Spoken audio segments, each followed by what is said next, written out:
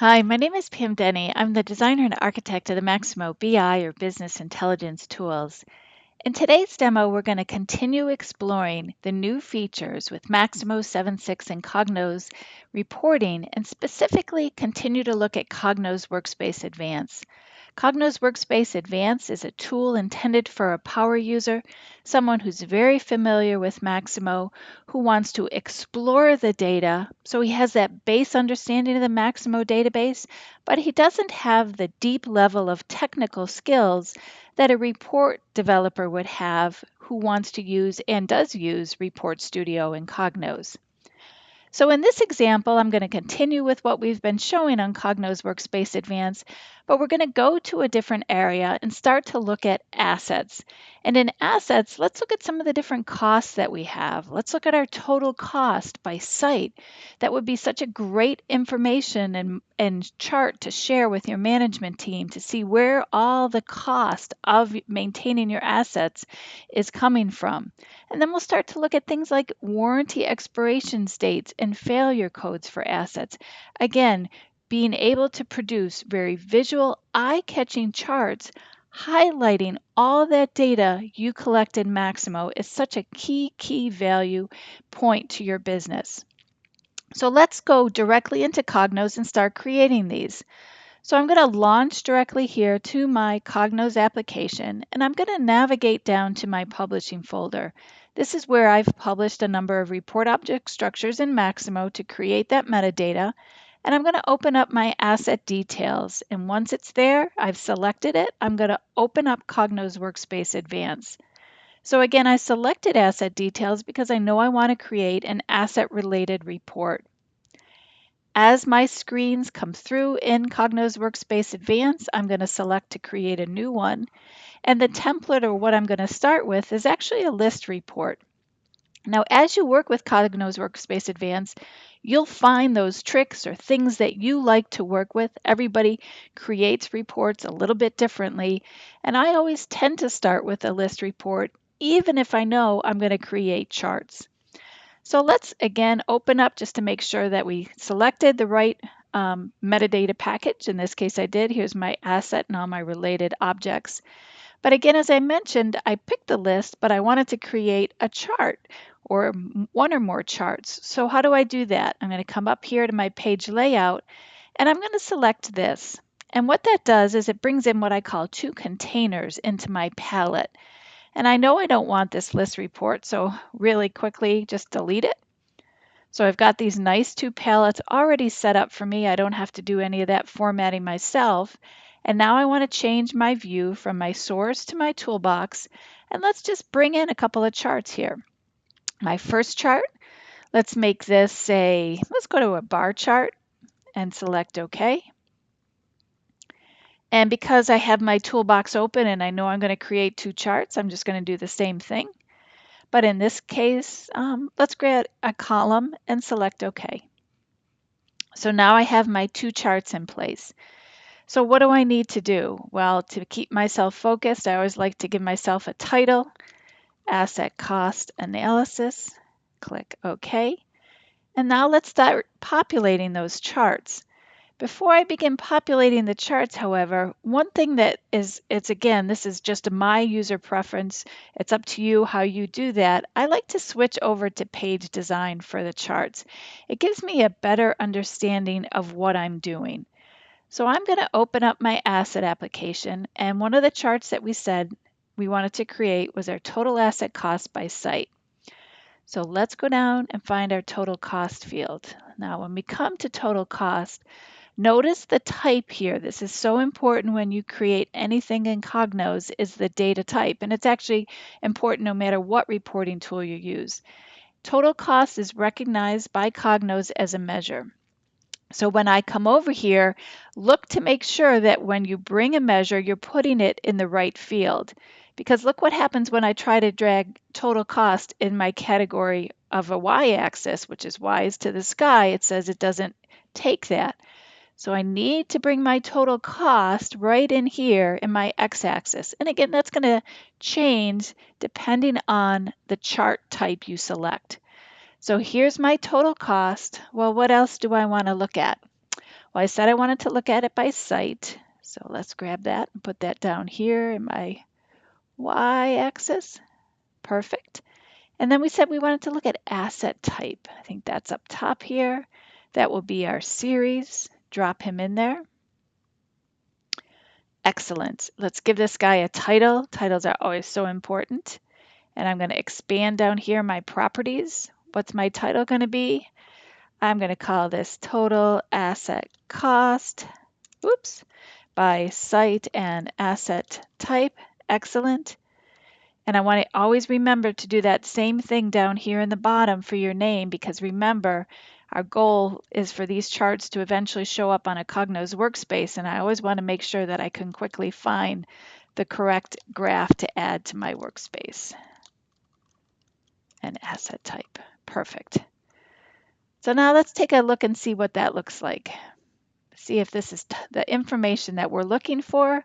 Oh, wow. Immediately, what am I seeing? All my costs are right here in Site Bedford. And we know this from working with the Max demo data, but if you had multiple sites, what an excellent and very quick and easy way to look at that information for your assets. And you also can start to see where those costs are coming from. Here in Bedford, everything is basically a facility type, and there's where all those costs are coming in, with the second most common or the second most frequent cost type or asset type coming in from our production facility. Well, let me go back over here and just do a couple of filters maybe. Maybe I want to come back. Again, let's minimize our properties. Let's come down here to site. Let's see, site ID. Let's add a filter here.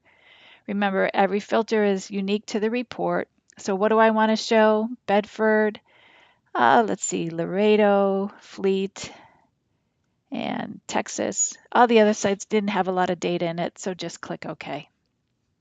And again, if I just do a click preview, make sure that filter was applied properly, gives me that pop of information that I'm looking for. Well, now let's go back and let's do another chart over here. Again, trying to show you how easy these are to work with. In this case, we wanted to start to bring in our warranty expiration date. So now again, let's look at where our measure is. So in this case, our measure is going to be a replacement cost. Is replacement cost a measure? Yes, it is. So I can drag that in, not under the x-axis, excuse me, it should be over here in the y-axis. Bring it there. Perfect. That's my replacement cost. Now I said the other thing that I wanted to look at was my warranty expiration date. Here he is down here. But if you know anything about the warranty expiration date, let me just quickly show you what it will look like. But before I do that, let me add that last series we said we wanted to look at by failure code. Bring him over there. And let's take a look at what this looks like. And as it displays, it's a mess, right? I can't analyze this. There's so much information here. Every asset is expiring on different dates, so I need to clean that up. How do I clean it up? Go back to page preview, and instead of looking at the warranty expiration date, let's put that in a yearly format. So I'm going to get rid of this guy, and I now just want to look at, again, the year that the warranty date, expiration date expires. So let's see the difference. With a very, very simple calculation, I've correlated or summed up all the assets for the different time periods I have, so I can, rather than look at September 1st and July 15th, etc., I correlate them or bring that date up to a year, so it's much easier to interpret. Well, I want to filter out some of those dates, so I'm going to go back a little bit more and clean that up. So go back to the page design. And while I'm here, what do I got to do? Make sure, let's give this a nice title here. Where's my title field? Up here. What do I want to call this? It's my warranty expiration date by failure code and replacement cost. Nice. Okay. Same thing down here. This is my warranty expiration date by failure code and replacement cost. Okay, perfect. So let's talk about some of those filters that we want to apply over here. Let me minimize that properties. And what do I want to go to? I want to go to that warranty expiration date. Now I know Max Demo Data has some really old data in it. So what I want to do is I want to just say that anything has to be greater than 2000. So I put that filter in, and let's take another look at that. View, page preview. Nice. Okay, so what am I seeing now? I'm seeing, first off, it's making me a little bit worried, is that I had a lot of assets whose warranty expired back in the early 2000s, right? So all this data, they've expired, and I can see, what the main items were by failure code. In this case, I have a bunch of molding machines. They had a huge replacement cost, but their warranty expired in 2002. So is that asset still active? Should I get it out of my system? Should I, replace that machine? What's going on with that warranty? It's a lot of great information that this leads me to immediately want to look at. I could also come in here and add a filter. I could add the filter here in Cognos Workspace Advanced, or when I put it on Cognos Workspace, and I could, filter out for the various failure codes. I could add a filter for site. I could add a filter for year. So many different things that I can do with this. But again, I get that quick visual indicator that tells me what exactly is going on. The other thing that I might want to do, I'm going to go back one more time and look at that replacement cost, is maybe I don't necessarily want to look at the replacement cost. Maybe I want to look at the average replacement cost. That might be more interesting to me. So how do I do that? Well, as you noted, I right-clicked on the field, and I'll cancel it and show it again. Right-click, Edit Query Expression. It says what it's bringing in from my database, the object and attribute name. But look over here on these various tabs. This tells me the fields that I've added so far, but this gives me all the different operators and functions, etc., that I can add to form a calculation for this field. It's very important to note that if you are using a chart, you want to make sure that you use one of these crosstab and chart summaries instead of the list summaries. And you might also need to filter out to make sure that you're getting the right values or the available functions for the specific data type you're using. I'm just going to open this up and I'm going to select an average, and it gives you a lot of information in the syntax down there. And then again, however you want to copy and paste to get the information you need. Always do that check to make sure that everything's okay. So what I've done, instead of just looking at the replacement cost, I've looked at the average replacement cost. And let's do a page preview. Good, so now I've got some really interesting figures. I realize right away what I messed up on. I should make sure that whenever I'm editing this, that I make sure I tell my users what they're looking at. They're not looking at the total, they're looking at the average replacement cost. Perfect. And again, do a quick preview, and you can see the information that you can get. So again, within a matter of minutes, I've created two really powerful reports where I'm looking at my total asset costs by site and asset type. I'm looking at some of my warranty expiration dates. I can continue to modify and work with these charts. But again, the point we're trying to make here is how easy it is to work with Cognos Workspace Advanced and create very powerful visual charts for your users that can then be displayed on a Cognos workspace. So with that, I'd like to thank you very, very much for your time.